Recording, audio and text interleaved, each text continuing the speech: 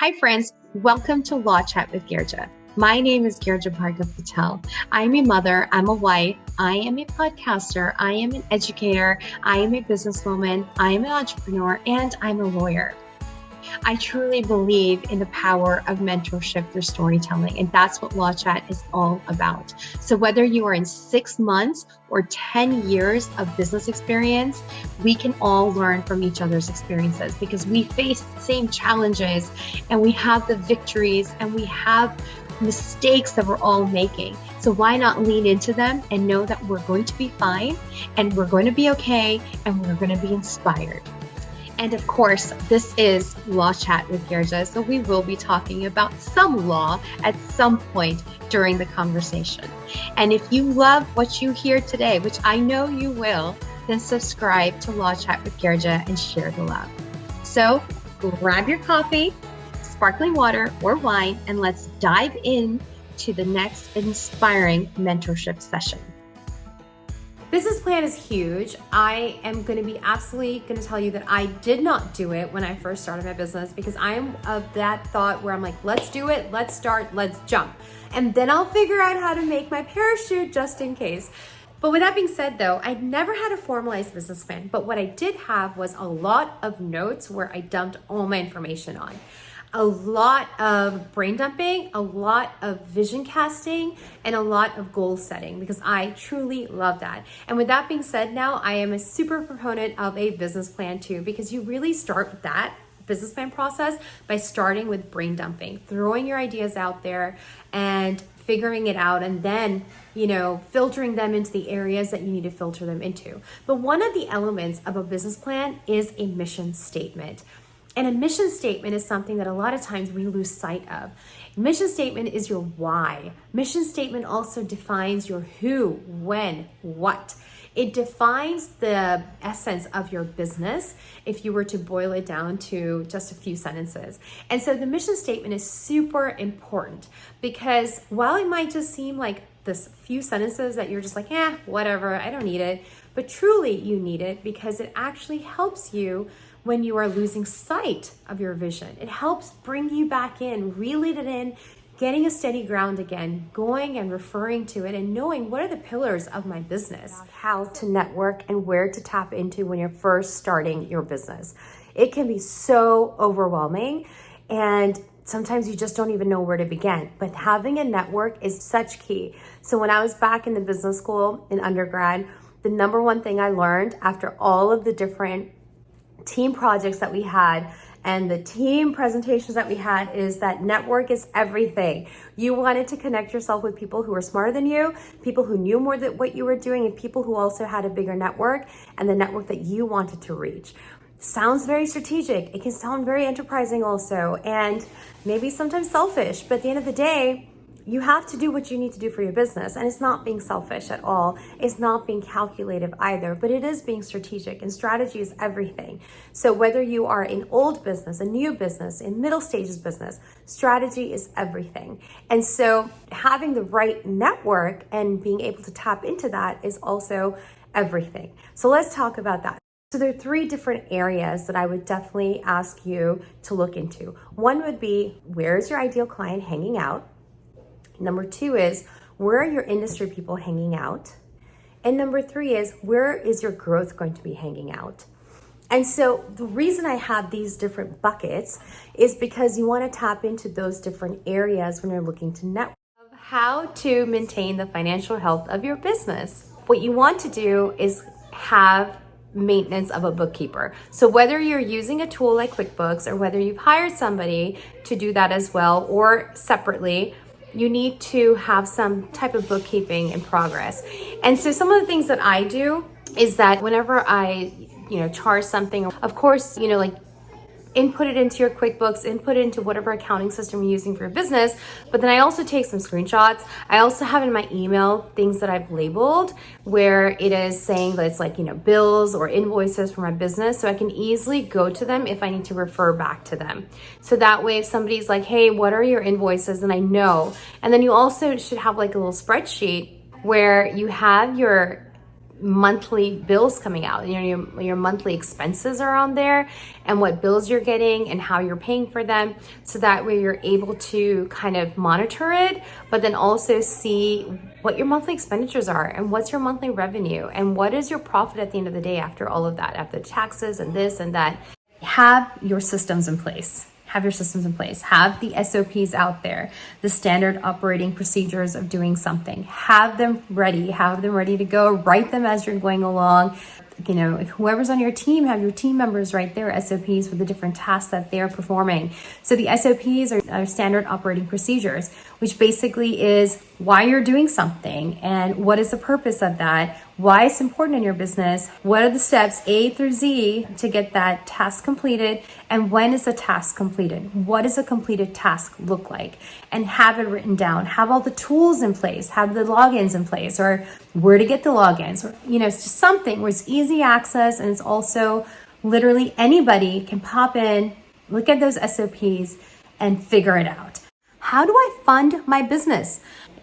Before you're really going into the world and asking for money, entity formation is just a way for you to kind of up the game. Is leveling up your business, is becoming more legitimate. Yes, sole proprietorships and general partnerships are absolutely a thing. They exist. But if you have growth plans, if you have plans to scale, if you have plans to get bigger and have people investing and you need money, you need to level that up a little bit. You need to separate your personal assets from the business assets. You need to separate your personal liability from the business liability. And the only way to really do that is by setting it up as an entity. And so the most common entities are LLCs or corporations, but a lot of times you need one or the other in, getting a more legitimate loan or getting yourself set up in a more legitimate way in your business as well. How to use your contract when you are onboarding new clients. What is the best way to effectively and productively integrate your contract in your onboarding experience? So when you hand them the contract, nothing is a surprise. Have those hard conversations in the beginning. A lot of times people are scared to have the hard conversations or scared to have the conversations about money or how the money should be paid or other terms that end up popping up to be really important or disruptive during the course of the relationship, and that can also cause a lot of problems with regards to the momentum of the work that you're doing and the workflow. So it's really important to have those hard conversations in the beginning with regards to money or even cancellation policies. And then that way you are putting it up in the beginning of the relationship, you're putting it up in the onboarding process, but it's a soft exposure to it. It's a softer way of having that conversation rather than when you're in the weeds of the problem. So you can tell them that, listen, this is my policy, and my policy is because of XYZ reasons. I want to make sure that I'm giving the best quality and services that I can give, but the only way I can do that is for me to ensure that you are in this to win it with me, and I need to make sure that you are doing XYZ as well. Those conversations can be difficult, and over time they'll become easier, but it's really important to have the hard conversations in the beginning rather than at the time of the contract or post-contract when you have an issue. Quick ways to do a name clearance search for your business, just to make sure you're not infringing on somebody else's rights and taking away their name, but also where you're not paying hundreds or even thousands of dollars to a lawyer. So we can get this done at home quickly before you turn to a lawyer for any type of trademark. Google is your best friend. Google will help you figure it out. Google will also find searches not just in your region, not just in your state or city, but also nationally and also globally. So use Google. It is your best friend. I recently had somebody who came in and called me, and it was just, initial client meeting, and they were talking to me about their company's name, and they were like, oh, we paid a certain online legal type of a company, and they paid $600 to find out whether their name could be trademarked or even if they could use that name for their business. And that $600 could have been saved with just a Google search, because I literally got on Google as we were talking And I told him that you could have saved that 600 because on Google, in and of itself, it tells you that somebody else is using that name in the same capacity as you're wanting to use it. So again, Google is your best friend. Search it not only with the name that you're trying to use it for, but also the industry that you're using it for, the capacity, or for the purposes of the services or the products that you're providing. Search it with all of those search words so that you can see if anybody else is using that particular name or a form of that name that could be similar to what you're trying to use, and it could cause confusion.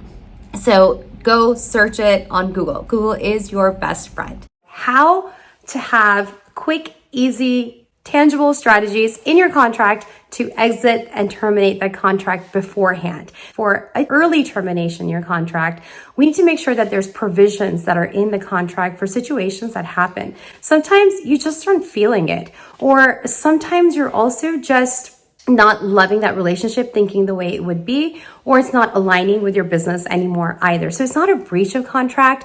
It's literally just, I just want to leave. I don't want to continue this business relationship anymore. So the number one thing to make sure that every single contract that you get into has is notice. Notice seems like a very innocuous clause in your contract, something that just seems very mundane and maybe boilerplate.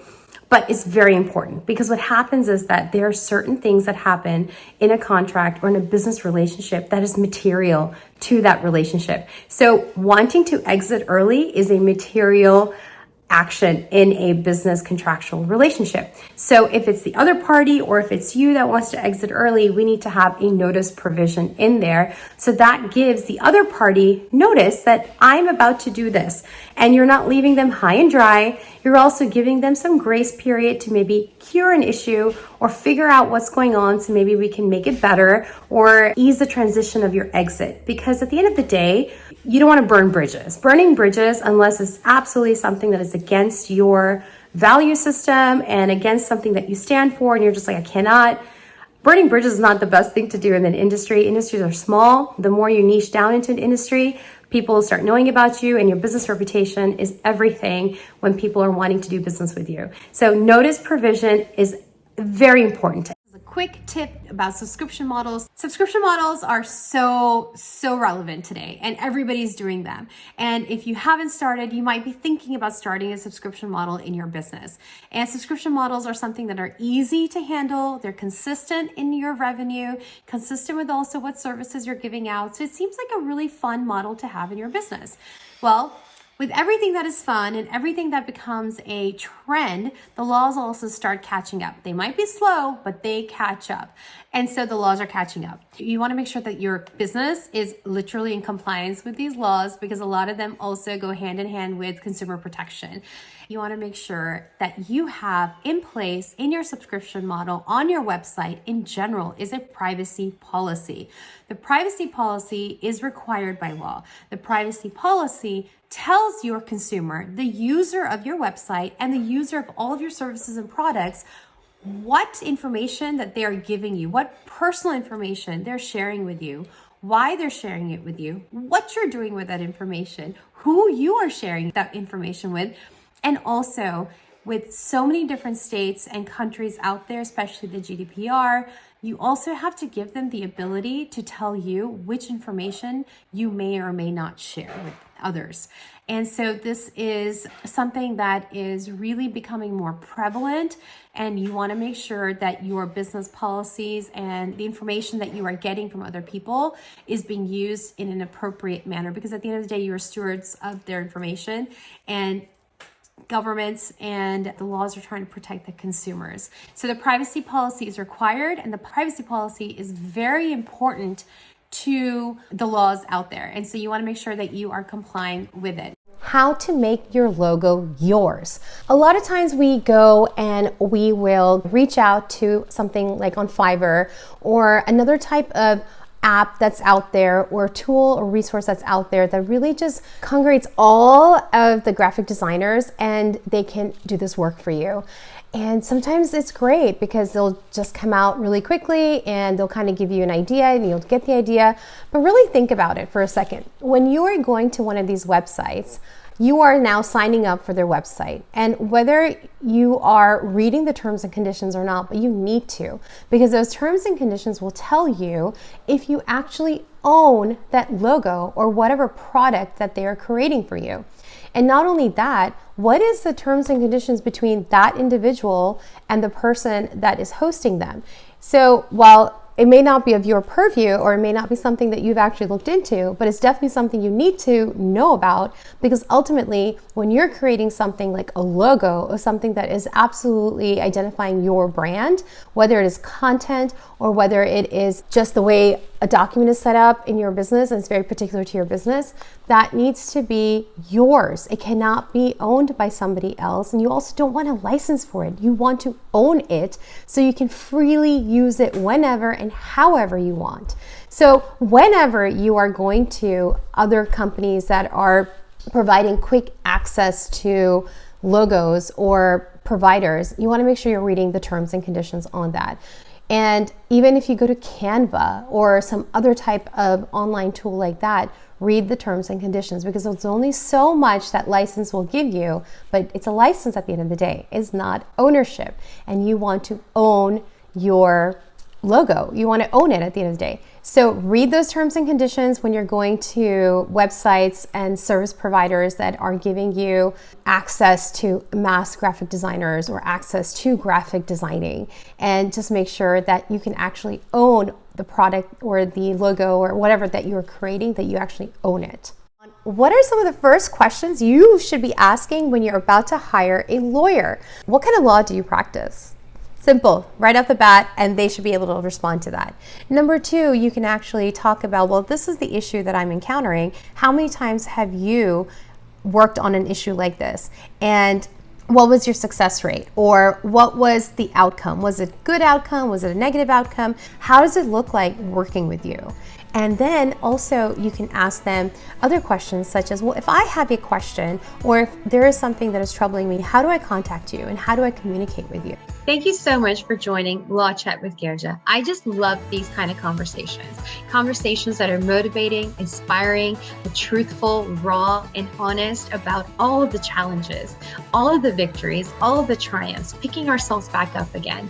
I just can't think of a better way to get mentorship but Law Chat with Girija. If this was helpful to you or this was inspiring to you, please share the love. You can give this video a thumbs up. You can subscribe to this channel. You can also share this with your community by taking a screenshot and posting it on your social media and tagging GBP Law. When you do that, a lot more people will be able to see this video that not only benefited you, but also can benefit them as well. So let's share that love and let's share that inspiration. And if you want more information about what I do and other resources, go check out gbplaw.com or yourcontractbuddy.com. And I look forward to seeing you next time.